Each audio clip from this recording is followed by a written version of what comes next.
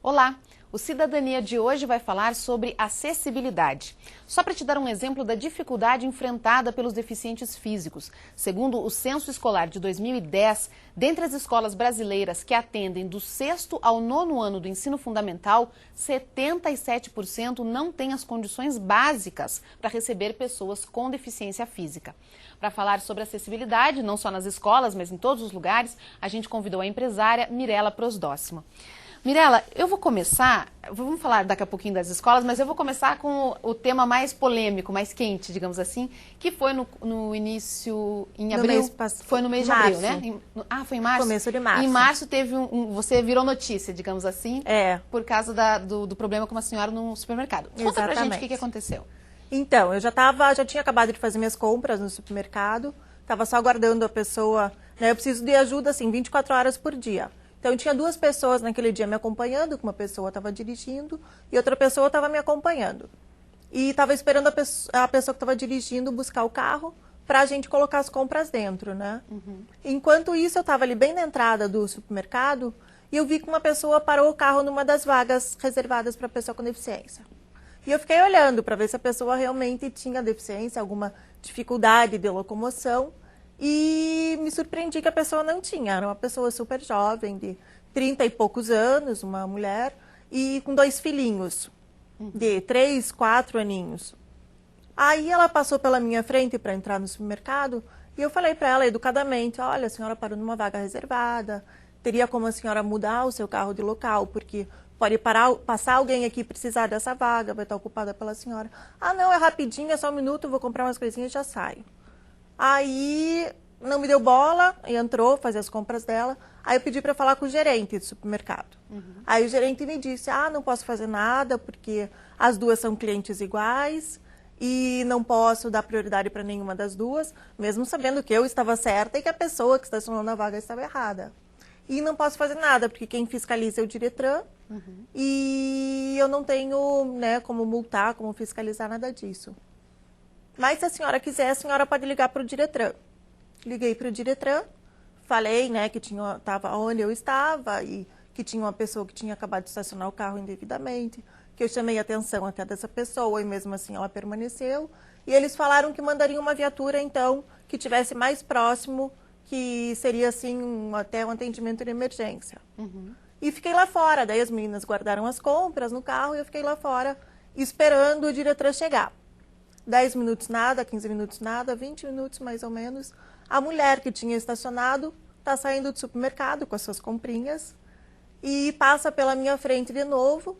E daí eu fiquei assim, indignada, né? Poxa vida, a mulher vai sair completamente impune, né? Não me respeitou mesmo vendo que eu sou uma pessoa com deficiência, que estou, né, sentada numa cadeira de rodas e tudo isso. Mínimo de respeito, educação e está indo embora e não aconteceu nada. Aí, quando ela passou pela minha frente, eu falei, olha, quero lhe parabenizar pelo exemplo que a senhora está dando para os seus filhos. Aí ela ficou louca. Falou, não fale dos meus filhos, não te dou direito, e te meto a mão na cara. E veio para cima de mim para me agredir fisicamente mesmo. Aí, por sorte que as meninas estavam ali do meu lado, né? Se colocaram na minha frente e falaram que ela não ia chegar perto de mim e tudo isso. Nisso começou a juntar um monte de gente em volta e todo mundo indignado. E a mulher acabou indo embora sem ter acontecido nada. Fiquei esperando ainda mais uns 20 minutos o Diretran. Nisso ainda vi que outras pessoas fizeram a mesma coisa. Aí eu já estava dentro do carro, não podia eu chamar a atenção das pessoas, não tinha como. Mas uma das meninas que estava comigo chamou a atenção até de um jovem de uns 20 anos, que estacionou também disse que não iria tirar o carro. E só tirou o carro quando ela disse que a gente já tinha chamado o Diretran e que estaria para chegar e que ele ia receber uma multa, então. Aí, quando você fala em multa, a pessoa daí dói muda. No bolso, né? Exatamente. E isso gerou uma campanha, que é essa aqui, que é essa vaga não é sua nem por um minuto. Exatamente. E que tem cartazes, tem blog na internet, tudo. E tem até, quem puder acessar, acho que isso é legal. Tem um vídeo que vocês produziram. O pessoal da agência. Logo em seguida, eu conversei com o Maurício, que é de uma agência aqui de Curitiba, e ele já estava assim, disposto a montar alguma coisa voltado para acessibilidade. Quando eu contei o que tinha acontecido e tudo isso, ele falou, não, então vamos desencadear um movimento aí de apoio e de indignação para chamar a atenção mesmo das pessoas, né? Para que haja um respeito. E explica pra gente, Mirella, por favor, por que é tão importante que essas vagas fiquem onde... Porque são as melhores vagas, digamos assim, né? As pessoas às vezes falam, é a mais próxima da porta do mercado. E por que são as melhores vagas? Então, elas são situadas ali no melhor lugar, mais próximo, porque exatamente para isso, né? São pessoas que normalmente têm alguma dificuldade de locomoção. Então, se é um cadeirante, a gente tem que pensar que essa pessoa pode estar sozinha, né? Ela pode se locomover sozinha, ter os movimentos de braço, que no caso eu não tenho, mas para essa pessoa não ter que atravessar um estacionamento inteiro, se cansar, se desgastar e tudo isso, que acaba sendo mais difícil, até para uma pessoa que usa bengala, muleta, acaba sendo uma locomoção mais difícil, né? Então, por isso que a vaga acaba sendo mais próxima da entrada. Ela também tem um tamanho diferente, ela é muito mais larga para pessoas que usam, né, como eu, cadeira de rodas ou andador, tudo isso, tenham essa facilidade de poder colocar a cadeira de rodas ao lado do carro e alguém auxiliar, fazer a transferência ou fazer transferência sozinho. Então, assim, existe um porquê daquela vaga estar situada onde ela está, dela ter a medida que ela tem, né? Tudo isso é para facilitar um pouquinho a vida de quem já tem tantas dificuldades, né? E qual é a penalidade para quem estaciona numa vaga como estas? Eu até acho pouco, são 50 e poucos reais de multa e acho que 3 pontos na carteira. Mas como não existe uma fiscalização muito efetiva, as pessoas acabam realmente não respeitando isso. Sim, porque o Diretran não pode entrar em todos os mercados ou em todos os shoppings para ver. Exatamente. Mas não tem como a administração do shopping colocar uma pessoa que seja orientada para contatar a Diretran? Deveria. No caso, né, desse supermercado que aconteceu, ele disse que não poderia fazer nada. A atitude dele correta seria ser o primeiro a passar a mão no telefone e ligar para o Diretran, falando, olha, eu sou de gerência de tal estabelecimento, estou pedindo uma viatura aqui porque tem pessoas desrespeitando a lei dentro do meu estabelecimento. Da mesma maneira que os estabelecimentos têm pessoas para verificar e fiscalizar o interior das lojas, dos supermercados e tudo isso, eles também deveriam ter alguém, né, tarimbado para estar ali fora também fazendo essa mesma fiscalização. Mas acaba não acontecendo. E como é que funciona a legislação hoje com relação à acessibilidade de uma maneira geral? Nos prédios, é obrigatório, não é? Em todo prédio ou só prédio público? Prédio de uso público ou coletivo, eles são obrigados. E qualquer estabelecimento, mesmo nas ruas, calçadas, tudo isso existe legislação, né?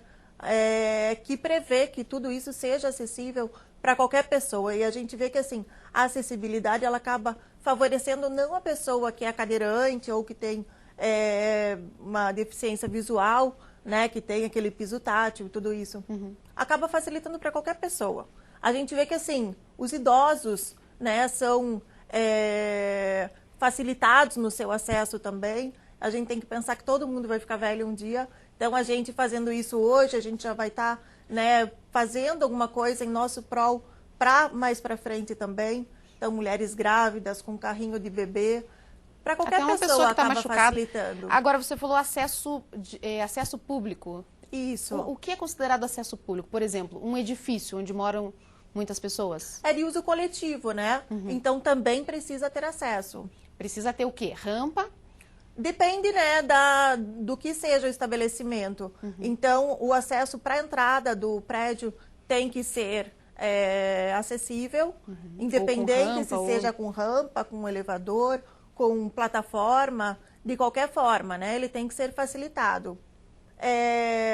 Também o trânsito dentro, se tiver academia, biblioteca, coisas assim, também tem que ter acesso garantido. As portas têm que ser mais largas? De banheiro também, o banheiro tem que ser acessível.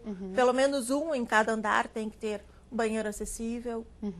E se as empresas não cumprem essa legislação, o que acontece? O que deveria acontecer, né? Deveriam ser multados. O que acontece não é sempre o que deveria acontecer. Deveriam ser multados, mas a gente vê que assim, essa legislação ela deu um prazo grande até, ficou mais de 10 anos, para que os locais se adequassem, né, de acordo com a legislação, com as normas da BNT e tudo isso.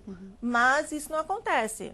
Acabou não acontecendo em todos os ambientes, mesmo os ônibus também já deveriam todos estar adequados para receber pessoas com deficiência.